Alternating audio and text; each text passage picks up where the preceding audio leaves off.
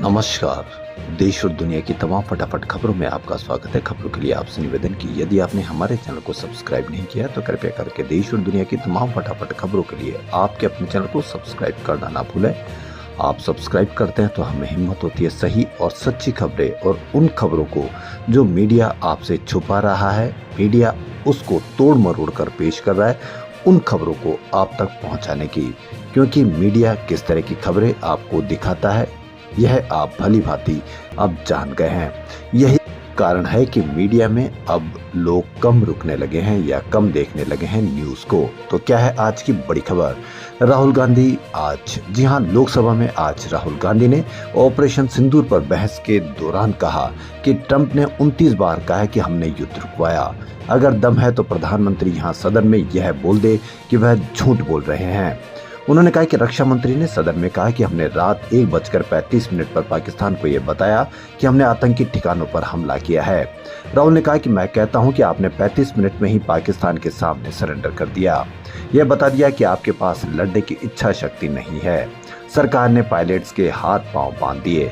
राहुल ने कहा कि अगर पीएम में इंदिरा गांधी की तरह 50% भी दम है तो कहे कि ट्रंप ने भारत पाकिस्तान में सीज फायर नहीं कराया। ऑपरेशन सिंदूर में भारत के एक भी फाइटर जेट नहीं गिरे हैं।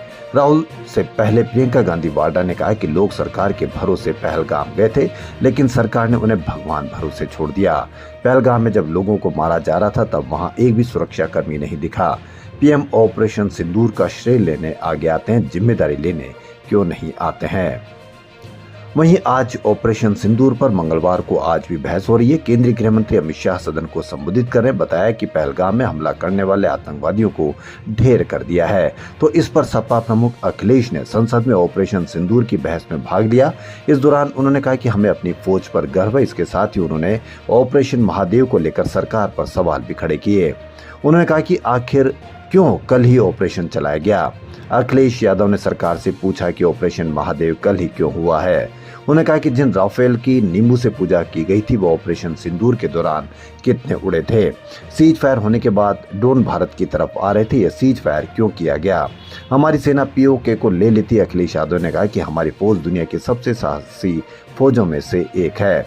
सेना के शौर्य पर हमें गर्व है। वैसे तो सरकार के सभी इंजन टकराते दिखते हैं, लेकिन इस विषय पर सभी एक थे। किसी ने कहा कि 6 महीने का समय मिल जाए तो पीओके हमारा, लेकिन इनकी मित्रता बहुत है। उन्होंने अपने मित्र से ही कहा कि आप ही सीज फायर का ऐलान कर दीजिए, हमारा कोई काम नहीं है। क्या वजह थी कि सीज फायर का ऐलान किया गया? किस दबाव में सीज फायर हुआ? अखिलेश ने कहा कि सरकार जनभावना का फायदा उठाती है। सरकार को ये जरूर बताना चाहिए कि वह क्या क्या कदम उठा रही है जिससे ऐसी घटना दोबारा ना हो। पुलवामा में भी इंटेलिजेंस फेल्योर की बात आई थी। जिम्मेदारी किसकी है किसी को नहीं पता। खुफिया तंत्र क्यों नाकाम रहा है? संसद में ऑपरेशन सिंदूर पर चर्चा में कांग्रेस सांसद प्रियंका गांधी वाड्रा ने हिस्सा लिया। उन्होंने सरकार से कई सवाल दागे और सरकार को जबरदस्त तरीके से घेरा। प्रियंका ने कहा कि मैं पूछना चाहती हूं कि देश के लोगों की सुरक्षा की जिम्मेदारी किसकी है? क्या प्रधानमंत्री की जिम्मेदारी नहीं है? क्या गृह मंत्री, रक्षा मंत्री और देश के एनएसए की जिम्मेदारी नहीं है? उन्होंने कहा कि मुंबई हमले के बाद तत्कालीन मुख्यमंत्री और गृह मंत्री ने इस्तीफा दिया था, लेकिन पहलगाम हमले के बाद क्या हुआ? प्रियंका गांधी ने कहा कि सत्ता पक्ष के नेताओं ने बार बार 2008 के मुंबई हमले का जिक्र किया, लेकिन आपको ये जानकारी तो होगी कि जब मुंबई में आतंकवादी हमला चल रहा था तभी उन आतंकियों को मार डाला गया था। जो एक आतंकी बचा था उसे भी 2012 में फांसी दे दी गई थी। तब महाराष्ट्र के मुख्यमंत्री और देश के गृह मंत्री ने जिम्मेदारी लेते हुए अपना इस्तीफा दिया था। उस समय सरकार की जनता और देश के प्रति जवाबदेही हुआ करती थी। कांग्रेस सांसद प्रियंका गांधी ने कहा कि मौजूदा केंद्र सरकार हमेशा सवालों से बचने की कोशिश करती है। इस सरकार में देश के लोगों के प्रति कोई जवाबदेही का भाव नहीं है। सच तो यह है कि इनके दिल में जनता के लिए कोई जगह नहीं है। इनके लिए राजनीति और प्रचार ही सब कुछ है। इस सदन में बैठे ज्यादातर लोगों के पास सुरक्षा कवच है, लेकिन उस दिन पहलगाम में 26 लोगों को उनके परिवारों के सामने मार दिया गया। उस दिन बेसरन घाटी में जितने भी लोग मौजूद थे उनके पास कोई सुरक्षा नहीं थी। हरियाणा के सोनीपत में 3 कावड़ियों के साथ पिछले दिनों एक सीआरपीएफ का जवान का झगड़ा हुआ था। झगड़े के कुछ दिन बाद सीआरपीएफ जवान को गोली मारकर हत्या कर दी गई। पुलिस को गांव के ही 3 कावड़िए निशांत, आनंद और अजय पर हत्या में शामिल होने का शक है। सीआरपीएफ जवान कृष्ण कुमार इस समय छत्तीसगढ़ में तैनात था और 1 महीने की छुट्टी लेकर आया था। सीआरपीएफ जवान की हत्या के बाद पुलिस पूरे मामले की जांच में जुटी हुई है। शुरुआती जांच में सामने आया कि हाल ही में जवान हरिद्वार से कांवड़ लेने गया था। इसी दौरान वहां जवान का कुछ लड़कों के साथ झगड़ा हुआ था। पुलिस को उन्हीं लोगों पर हत्या का शक है। जवान के पिता के अनुसार हरिद्वार में आरोपियों के साथ कहासुनी हुई थी, जिसके चलते उन्होंने इस वारदात को अंजाम दिया। पिता ने कांवड़ यात्रा के दौरान हुए झगड़े को ही वारदात का कारण बताया। हरियाणा के गुरुग्राम में एक बिल्डिंग कॉन्ट्रैक्टर की दबंगई सामने आई है। उसने एक मजदूर को बिल्डिंग के बेसमेंट में ही पैरों में रस्सी बांधकर लोहे के पाइप पर उल्टा लटका दिया। इसके बाद उसे डंडों से पीटा गया। कहीं कोई मीडिया पर, कहीं कोई चर्चा नहीं। ये चर्चा का विषय होना चाहिए, ना कि उन विषयों को चर्चा में लेना चाहिए जो विषय आप शाम को या रोज देख रहे हैं। उससे आपको क्या फायदा होगा, इस पर भी आप अवश्य कमेंट करके बताएं। इस दौरान मजदूर हाथ जोड़कर रहम की भीख मांगता रहा, लेकिन उन्हें तरस नहीं आया। इस पूरे मामले का खुलासा तब हुआ जब किसी ने इसका वीडियो बनाकर वायरल कर दिया। इसमें दावा किया जा रहा है कि जिस कॉन्ट्रैक्टर पर आरोप लग रहे हैं वह एक मंत्री का करीबी है। इस वजह से पहले जब मजदूर ने पुलिस को शिकायत दी तो उस पर कोई कार्रवाई नहीं की गई। पुलिस के अनुसार पीड़ित व्यक्ति राजस्थान का निवासी है, जो एक निर्माणाधीन साइट जेसीबी ड्राइवर था। बिहार में हो रहे स्पेशल इंटेंसिव रिवीजन को लेकर आज फिर सुप्रीम कोर्ट में सुनवाई हुई। कोर्ट ने कहा कि अगर बड़े पैमाने पर वोटर्स के नाम कटे हैं तो हम हस्तक्षेप करेंगे। सुप्रीम कोर्ट 12 अगस्त से बिहार एसआईआर मामले की सुनवाई शुरू करेगा। एसआईआर को चुनौती देने वाले याचिकाकर्ताओं की तरफ से कोर्ट में कहा गया है कि 65 लाख मतदाताओं के नाम काटे जा रहे हैं। कहा जा रहा है कि इनमें से कुछ अपना घर छोड़कर कहीं और चले गए तो कुछ मर गए हैं।